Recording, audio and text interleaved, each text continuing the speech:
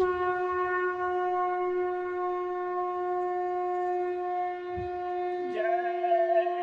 गुरुदेव। जय गुरुदेव।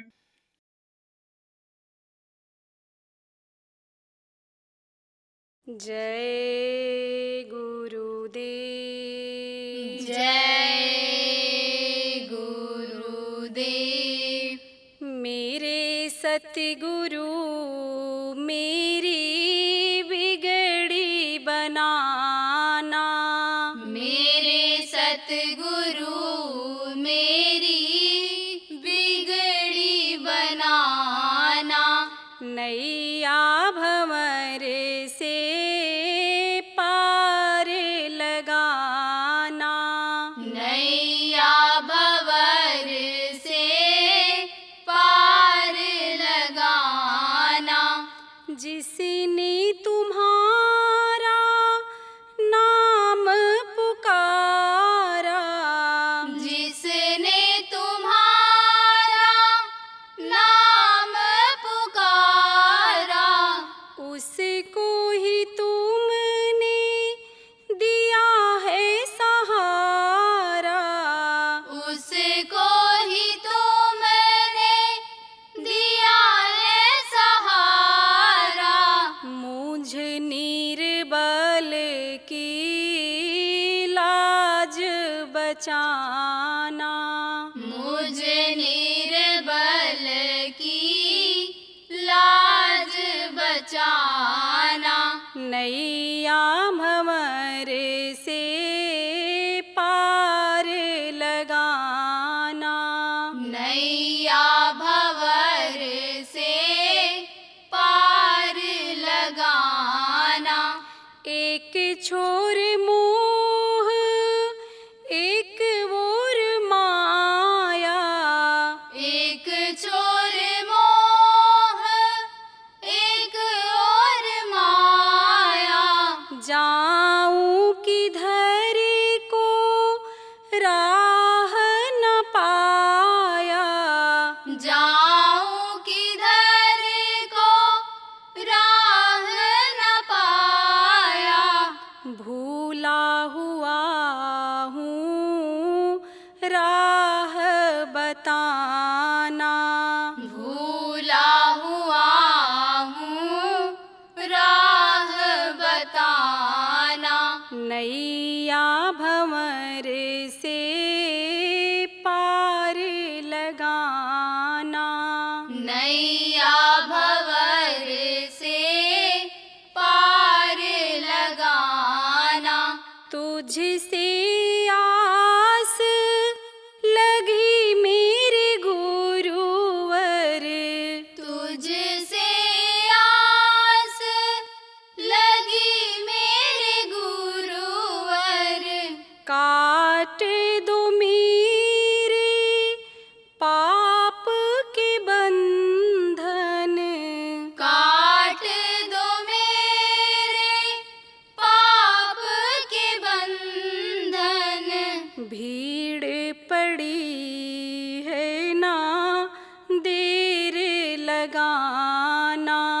भीड़ पड़ी है ना देर लगाना। नैया भंवर से पार लगाना। नैया भंवर से पार लगाना। छोड़ के ये दर किस दर जाऊं। छोड़ के ये दर किस दर जाऊं।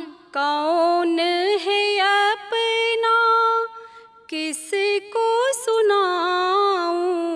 कौन है अपना किसको सुनाऊं। सतगुरु ही है असल ठिकाना।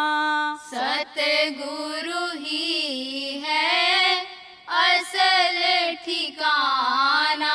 नैया भंवर से पार लगा। जाना। नैया भंवर से पार लगाना। मेरे सतगुरु मेरी बिगड़ी बनाना। मेरे सतगुरु मेरी बिगड़ी बनाना। जय गुरुदेव। जय गुरुदेव।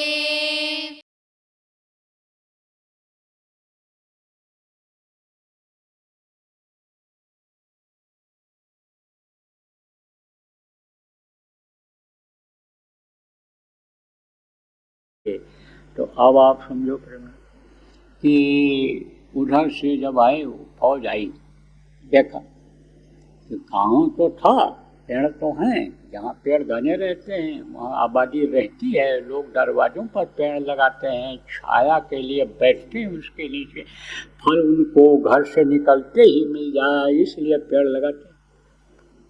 फौज ने, सेनापति ने कहा कि भाई पेड़ तो हैं लेकिन छप्पर नहीं दिख रही और धुआं नहीं दिखाई पड़ रहा।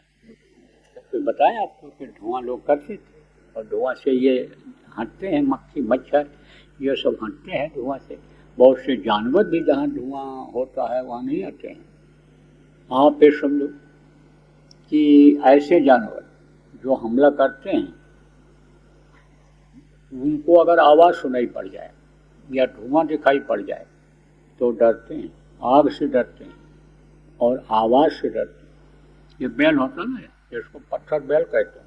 कच्चा बैल अगर आग में डाल दो तो वो बड़ी तेज आवाज़ करता है, फटता है। जब गैस से अंदर गैस बनती है और छिलका मोटा होता है और जब वो फटता है बड़ी तेज आवाज़ होती है। तो जंगल के किनारे जिन लोगों का खेत हुआ करता है वो रात को जब आग जलाते हैं तो उसी में एक आध ऐसे छोटा डाल देते हैं तोड़ करके, और वो जब फटता है तो आवाज़ होती है। तो जो जानवर खेत खाने के लिए आने वाले होते हैं वो नहीं आते हैं, तो आवाज़ से धुआं से यहाँ आते हैं। तो देखा, कहा भाई पेड़ तो है। फौज ने देखा, जो दूसरे देश की फौज हमला कर रही थी उसने देखा कि धुआं नहीं हो रहा है और छप्पर नहीं है, तो आबादी थी, चले गए होंगे लोग, गांव उजड़ गया होगा, चलो आगे बढ़ो। फौज आगे बढ़ गई, निकल गई। अब ये जो लोटा ले लेकर के आए थे, देखा उन लोगों को, दूर से ही कांप गया, आदमी समझो शरीर। पहुँचे वहाँ, गांव वालों को बताया, बोले भाई जान बच गई, नहीं तो लूट मार भी होती। कम से कम सोने चांदी जो कुछ भी बचा पाए, हम लोग घर का माल बचा पाए थे, बचा लिया गया है, फिर उसी से घर बना लेंगे, कुछ भी कर लेंगे। लेकिन लूट मार अगर होती तो कितना धन चला जाता, कितने जीव की हत्या हो जाती, कुछ नहीं कहा जा सकता है। तो बुढ़ों के समझ में तो आ गया कि यही क्षण रघुपत जस करें, यही क्षण तैसे हुए था ना, अपना कूटा ना चले, हर कूटा तत्काल। तो प्रभु की मर्जी ऐसी थी कि जान बचाने की थी तो जान तो बच गया। लेकिन कुछ लोगों के समझ में नहीं आया। किसके समझ में नहीं आता है? जो ज़्यादा तर्क वितर्क करने वाले होते हैं, जो दुनियादारी में ज़्यादा फंसे हुए होते हैं। दुनियादारी में कौन फंस जाते हैं? जो दुनिया में मान सम्मान और ज्ञान अपना अर्जित करके प्रकट करना चाहते हैं वो ज़्यादा फंस जाते हैं। विद्वान बनना जो चाहते हैं वो विद्वानों की किताबों को पढ़ते हैं। विद्वान जो हैं दुनिया के विद्या की जिनको जानकारी है उनकी लिखी हुई किताबों को पढ़ते हैं, उनके प्रवचन में जाते हैं तो एक दूसरे का प्रवचन टैली नहीं करता है, एक दूसरे का प्रवचन मिलता जुलता नहीं है। तो वो उसी पर रिसर्च करते करते उसी में फंस जाते हैं। दुविधा में दोनों गई, माया मिली न रहा। न वो असलियत को समझ पाते हैं न उसी में विद्वान बन पाते हैं। तो कहते हैं बुद्धि की पहलवानी से ये परे की चीज़ है। क्या? यही जो प्रेमियों आपको नाम मिला है, नाम दान मिला है, भजन ध्यान सुमिरन की जो युक्ति मिली है जिससे आप सब कुछ प्राप्त कर सकते हो, ये इस दुनिया की विद्या और बुद्धि से परे की चीज़ है।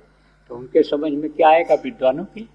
पोथी पढ़ पढ़ जग मुआ पंडित भयानक हो, ढाई अक्षर प्रेम ते पढ़े से पंडित हो। ढाई अक्षर ये जो शब्द है इसको पकड़ ले अगर कोई तो विद्वान हो जाए, विप्र हो जाए, यानी पूजनीय हो जाए, सकल गुणों से हीन हो जाए। कौन गुण? रजोगुण, तमोगुण, सतोगुण। पूजे हैं विप्र सकल गुण हीना, शूद्र न पूजे वेद प्रवीणा, जो गोस्वामी जी महाराज ने कहा। तो सभी गुणों से यानी अलग हो जाए, नहीं तो आप ये समझो यही गुण परेशान करते हैं। आपको भी पिछले सत्संग में जन्माष्टमी के रक्षाबंधन में प्रेमियों बताया गया है। तो अब आप ये समझो कि इससे परे हो जाए, लेकिन वो परे नहीं हो सकते। तो बुद्धि की पहलवानी में जो लगे हुए थे वो फिर पहुँचे बाबा के, बोले कि महाराज अब तो कुछ बताओ, हमको खबर लगी, कहा था रात को रुक जाओ, अब तो कुछ बताओ। अरे बोले बच्चा जान बची, बोले भाई यानी जान तुम्हारी बच गई, ये क्या कम है? फौज अगर तुम्हारे ऊपर हमला कर देती तो तुम्हारी जान नौजवानों की बचती? अरे तुम ऐसे बैठे रह सकते थे, तुम्हारे अंदर ये जो खून है उबलता नहीं उबलता। अगर समझो तुमको 4 मारते तो तुम भी 1 आध मारने की कोशिश करते और उसी में तुम्हारी जान चली जाती और प्रेतों की यहाँ बारात लग जाती। प्रेत आत्माएँ बन करके तुम घूमते रहते, भटकते रहते, परेशान होते और करते रहते। तो बच्चा अब भी समझ में नहीं है? तो सबके समझ में आ गया। और एक गांव का मुखिया था, उसके समझ में अब भी नहीं आया। क्यों? पर पैसा और पर नारी आदमी की बुद्धि को खराब कर देता है। तो पद मिल गया। अब जैसा मैंने बताया कि स्वभाव बन गया ऐसा, लोगों को डांटना, फटकारना, मारना, कहना प्रभुता पाहि काहि मद नहीं, प्रभुता पाहि काहि मद नहीं, को अस जन्मा है जग माही, प्रभुता पाहि काहि मद नहीं। कोई भी प्रभुता मिल जाती है, चाहे अच्छी जगह पर हो गया, चाहे धन मिल गया, किसी भी चीज़ की प्रभुता हो जाए उसकी, उसका नाम होने लग जाए। इसके लड़के बहुत अच्छे हैं, इसकी औरत बहुत अच्छी है, इसका पति बहुत सुंदर और बहुत अच्छा कमाने वाला मिल गया, तो वो एक आदमी के अंदर अहंकार आ जाता है, एक उसका गुरूर आ जाता है, तो पद का भी अहंकार आ जाता है। आप देखो इलेक्शन में जब खड़े होते हैं तब घर घर हाथ जोड़ते हैं, जहाँ नहीं भी जाना होता है उनके यहाँ भी जाते हैं, कभी भी जहाँ नहीं जाना होता उनके पास भी जाते हैं, एक एक वोट की कीमत समझते हैं।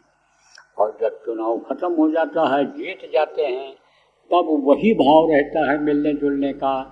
और उसके बाद में धीरे धीरे समझो कि वो भाव खत्म हो जाता है। कोई मिलने भी अगर जाए तो यही कहलवा देते हैं, साहब पूजा कर रहे हैं, साहब पूजा कर रहे हैं, साहब पूजा कर रहे हैं, कि क्या कर रहे हैं, साहब आराम कर रहे हैं, कि गप मार रहे हैं, कि सिनेमा देख रहे हैं, कि टीवी देख रहे हैं, कि क्या कर रहे हैं, बाहर के आदमी को क्या पता।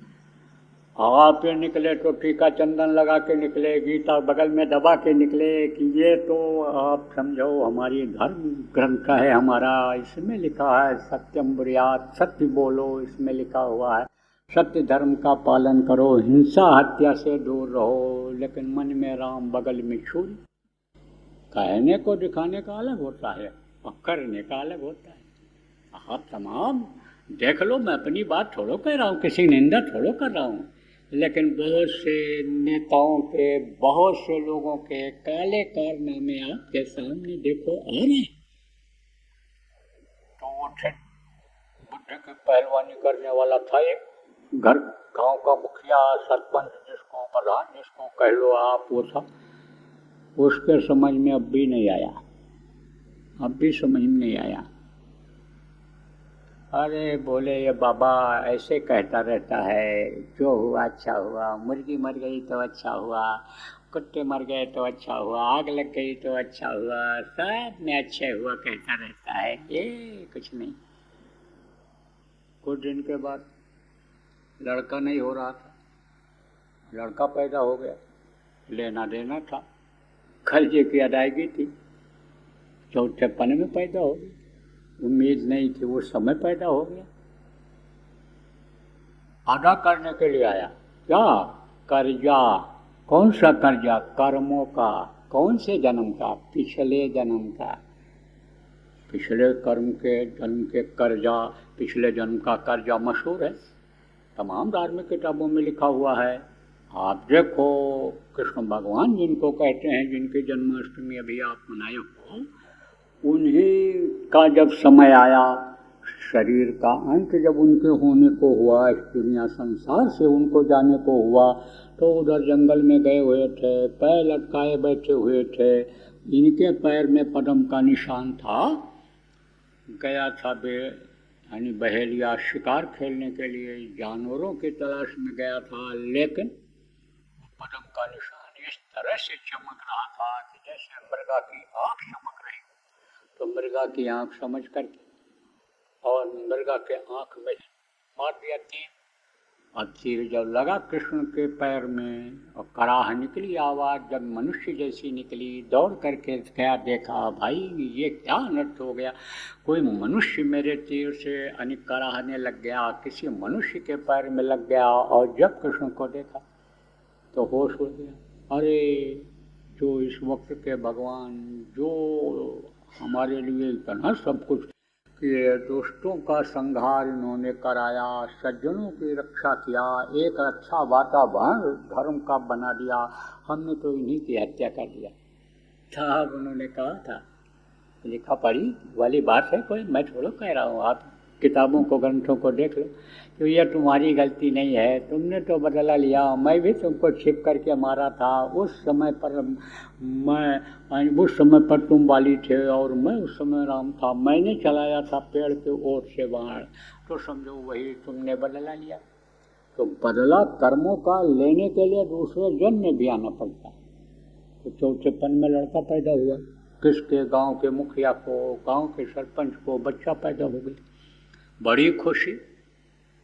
जहाँ नहीं कोई आशा रहती है, निराशा रहती है, और वहाँ जब आशा कोई बन जाती है तो कितनी खुशी होती है।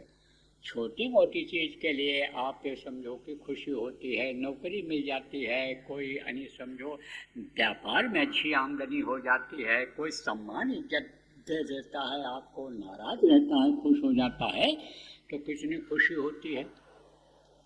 जो चीज़ को आप शरीर से पा सकते हो, उसको पा जाते हो तो उसके लिए खुशी रहती है। तो जिस चीज़ को आप इस शरीर से अपने इच्छा अनुसार नहीं पा सकते, वो चीज़ मिल जाए तो कितनी खुशी होगी, बहुत खुशी होती है। बच्चा आदमी के चाहने से बनता है, जिंदगी भर लगे रहते हैं इसी काम में, लेकिन नहीं हो पाता। जब वो देता है तब मिलता है, जो प्रारब्ध के अनुसार मिलने को होता है वो मिलता है। इसी चीज़ को आदमी नहीं समझ पा रहा है। तो जब बुढ़ापे में बच्चा मिला, बहुत खुश, एकदम से खुशी का माहौल हो गया। गया खुश होकर के, कहा महाराज मेरे यहाँ लड़का पैदा हुआ। बोले बहुत अच्छा हुआ। अच्छा हुआ, अच्छा हुआ कहते थे, अच्छा हुआ। तब आप ये समझो कि चला आया। 6 दिन के बाद बच्चा बीमार पड़ा, फिर गया, महाराज मेरा बच्चा बीमार हो गया, दवा नहीं फायदा कर रही, बड़ी परेशानी है। कई लोगों ने देखा उसको, लेकिन तबीयत नहीं ठीक हो रही, बिगड़ती जा रही है। बोले अच्छा हुआ। अब अंदर अंदर जलन पैदा हुई उनको। जब 8-10 दिन बीता, बीमारी जब बढ़ती गई तो मर गया बच्चा। जब मर गया तो फिर गया, रोता बिलखता हुआ, पूरा परिवार गया रोता बिलखता हुआ। इतना विश्वास लोगों को हो गया था कि जब हम सुख में जाते थे तो दुख में भी जाना चाहिए, दुख निवारण का भी उपाय बताएंगे, सब बताते थे। क्या नहीं था उनके पास, आत्माओं के पास क्या नहीं रहता है, लेने वाला चाहिए, पात्र होना चाहिए उस तरह का, वो जो जैसा पात्र होता है उसको उस तरह का देते हैं। कोई छोटा बर्तन है, अगर उसमें कोई भारी चीज़ रख दो और उठा के चलो तो फटेगा नहीं फटेगा। कागज़ के यानी डिब्बे में, आप कागज़ के बने हुए लिफाफे में आप 1 किलो सेब भर दो, फटेगा नहीं फटेगा। ऐसे ही समझ लो बर्तन जो जैसा रहता है उसको वैसा मिलता है। तो गए रोते बिलखते, बोले महाराज बच्चा तो मर गया हमारा। बोले अच्छा हुआ। और अब वो प्रतिशोध में आ गया। प्रतिशोध जानते हो किसको कहते हैं? जैसे को तैसा मिले। जिस तरह से इन्होंने बोली है और कहा है, दिल में चुभने वाली बात कहा है, ऐसे ही इनके दिल में मैं छेद कर दूंगा। दिल इनके अंदर रहने ही नहीं दूंगा, जान ले लूंगा इनकी। यह प्रतिशोध की भावना जग गई उसके अंदर। गांव का जो मुखिया था अब प्लान बनाने लगा, मारा कैसे जाए, सबके सामने ठीक नहीं है, सजा बड़ी सख्त थी, मानव हत्या का बड़ा पाप तो लगता ही लगता है, लेकिन सजा भी बहुत थी मानव हत्या का। जान बचाना यह राजा का धर्म रहता था। आजकल तो स्वार्थ में देखो, सम्मान के चक्कर में, गद्दी के अभिमान में कितनों को लोग मरवा दे रहे हैं, बहुत बड़ा पाप कर रहे हैं।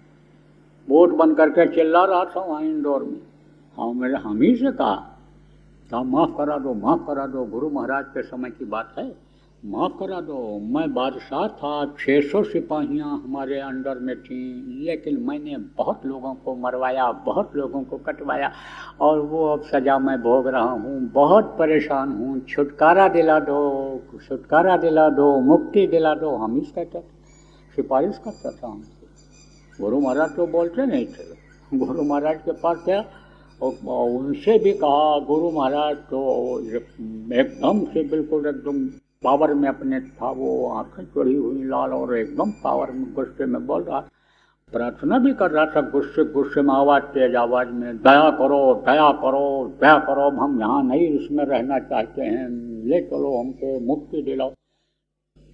तो बैठा रह गया वहाँ। गुरु महाराज तो अंदर चले गए। किसी ने कहा जाओ उनसे कहो, वो कहेंगे गुरु महाराज। तो हमारे पास आया, सीढ़ी पर ऐसे बैठे हुए थे, ऊपर सीढ़ी आ रहे थे, उसे बैठे हुए थे, आया वहीं हमारे पास बैठ गया। कहा मुक्ति दिलाओ, मुक्ति दिलाओ। कहा हम 600 सिपाहियों के बादशाह थे। ऐसे ही समझ लो, ऐसे ही होता है। प्रेत योनि में जाना पड़ता है। अंता हत्या जिनकी हो जाती है, जीव हत्या जिनकी हो जाती है, प्रेत योनियों में जाना पड़ता है। और जो करवाते हैं उनको भी प्रेत योनि में जाना पड़ता है। और फिर समझ लो उसकी सजा ऐसी मिलती है भयंकर। नरकों में, प्रेत योनियों में यह सजा का विधान बना हुआ है। तो सोच लिया उसने, मुखिया ने सोच लिया मारेंगे, छोड़ेंगे नहीं। तो गया हथियार, चारा काटने वाला जो होता है, लकड़ी भी काट देते हैं उससे, वही बढ़िया पत्थर से रगड़ करके धारदार बनाया और कहा कि शाम को जब उधर बाहर झाड़ की तरफ ये जाने लगेंगे शौच के लिए, लेटरिन के लिए, तब हम उनको काटेंगे। वहीं तो टाइम से जाते थे, नहीं समय के साथ जो चलते वो पीछे रह जाते हैं। तो समय से चलना चाहिए, समय से सब काम करते थे वो अपना। तो अपना कमंडल उठाए महात्मा जी और उधर झाड़ की तरफ गए लेटरिन के लिए। पहले से ही झाड़ के पास, झाड़ में वो छिप करके बैठ गया था। इधर से जब जाने लगेंगे, आएंगे तो काट देगा। झाड़ से थोड़ा पहले पैर में चुभ गया कांटा और गिर गए, बेहोश हो गए। तो कोई अपराधी तो वो था नहीं, प्रतिशोध में था, बात लग गई थी इसलिए गुस्से में था। मानवता क्या कहती है, असहाय की मदद करो, ये सिखाया जाता था। घर घर में बच्चों को ये चीज़ सिखाई जाती थी। कोई बच्चा, कोई यानी समझो चीता जा रहा हो, उसको बच्चा पकड़ने लग जाए, कोई कीड़ा को ऐसे मारने लग जाए तो माताएं, परिवार के लोग, अरे अरे नहीं ये मत करना, ये ठीक नहीं है। जीव की रक्षा करना बचपन से ही सिखाया जाता था। और अब जीव की हत्या करना बचपन से ही अंडा खिला करके और सिखाने लग गए लोग। समय का तकाजा हो गया, लेकिन अब ये परिणाम नहीं मालूम है लोगों को कि जीव हत्या का पाप कितना बड़ा होता है, और पाप जब सिर पर सवार हो जाता है तब रक्षा नहीं हो पाती है। तो गया बैठ गया, कांटा चुभ गया। जब महात्मा जी गिर गए, बेहोश हो गए, तो दौड़ करके गया, वही अपने अंगूठे से पंखा करने लग गया चेहरे पर, मुंह धोने लग गया। जब होश आया, कांटा निकाल दिया था उसने, जब होश आया तब उसी सरपंच ने, मुखिया ने दिखाया, महाराज ये कांटा देखो आपके पैर में चुभ गया, ये देखो खून निकल रहा है, आपको बड़ी तकलीफ हुई, बेहोशी आ गई, इतना दर्द आपको हुआ, कड़ा भी निकल गया मुंह से आपके। बोले अच्छा हुआ। अब उसने कहा है हर बात में अच्छा, बुरे में अच्छा, अच्छे में अच्छा, ये अच्छा अच्छा क्या बोलते रहते हैं। बोला महाराज अब तो बता दो, अब जो बता दोगे आप उसी को मैं समझ लूँगा, अब हमारे समझ में आ जाएगा सब। थक चुका हूँ, या आपका अच्छा नहीं समझ में आया अभी तक। तो कहा देख, अगर यह कांटा न चुभता तो मेरा गर्दन, मेरा सिर यह गर्दन से अलग हो गया होता। बोल, तू ही कर दिया तो नहीं कर देता, बोल बता। तब चरणों पर गिर पड़ा और बोला संतों की महिमा अनंत, अनंत किया उपकार। महिमा का आपके वर्णन नहीं किया जा सकता है। आपने हमारे ऊपर, हमारे परिवार के ऊपर, हमारे गांव के लोगों के ऊपर उपकार किया। बाकी जो मैल की तरह से थी, जिसमें ये फसाव था, उन चीज़ों को आपने हटा दिया। अब हमारे गांव के लोगों को कमाओ और खाओ और भजन करो, ये ज्ञान हो जाना चाहिए। और इसका प्रचार अब मैं भी करूँगा, मैं भी अब आपका भक्त बन जाऊँगा। और अब मुझे भी मौत याद आने लग गई, और मौत की रक्षा, मौत में रक्षा कैसे होती है ये बात मैं समझ में आ गया।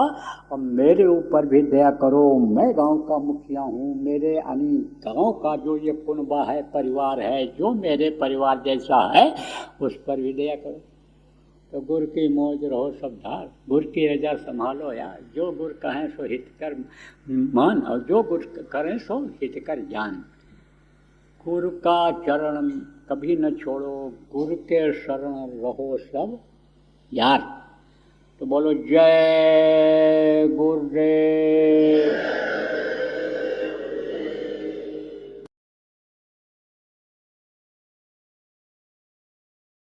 लक्षण सब दिखाई पड़ रहे हैं। ये देखो गर्मी बढ़ती चली जा रही, तापक्रम बढ़ता चला जा रहा है। अब पानी बरसेगा, ओला पत्थर गिरेगा, अतिवृष्टि होगी, ये सब लक्षण हैं। ये समझो, ऐसे भी छोड़ो, अगर आप देखो लक्षण के हिसाब से देखो, जिसको वैज्ञानिक लोग शोध करके अब समझो कि बताने लगेंगे, तो खराब समय आ रहा है चारों तरफ से। लेकिन अब बचना भी है, बचाना भी है, बचना भी है और बचाना भी है। और देखो प्रहलाद का क्यों नाम है, प्रहलाद का नाम जो नहीं भी जानते थे वो भी लोग जान गए। छोटे बच्चे जो अभी पढ़ते हैं 4-5 दर्जे में स्कूल में, और प्रहलाद का नाम नहीं जानते थे वो भी जान गए। उनको जब घर वालों ने ही बताया कि प्रहलाद बच गए थे और होलिका जल गई थी, अत्याचार का अंत हो गया था, और जो है यानी भक्त की रक्षा हो गई थी, न्याय की जीत हो गई, सत्य की जीत हो गई थी, तो प्रहलाद का नाम वो भी जान गए। अब ये समझो, प्रहलाद में अगर शक्ति न होती तो कैसे बचते, कैसी शक्ति? भक्ति की ही शक्ति सही, लेकिन कुछ शक्ति तो थी बचने की, तब तो जान बच गई। और नहीं तो होलिका जला डालती, इनको खुद निकल जाती या जल जाते। ऐसे बचने की भी जरूरत है और बचाने की भी जरूरत है। जय गुरुदेव।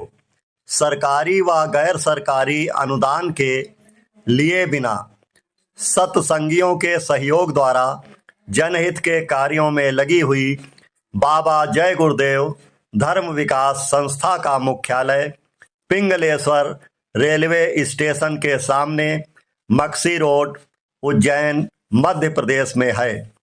यहाँ पर सत्संग व नामदान का कार्यक्रम होता रहता है। अतः आप श्रोताओं से अनुरोध है कि बाबा उमाकांत जी महाराज के आश्रम उज्जैन एक बार परिवार सहित जरूर पधारिएगा। आपके सुझाव के लिए व्हाट्सएप नंबर 9575600700। जय गुरुदेव।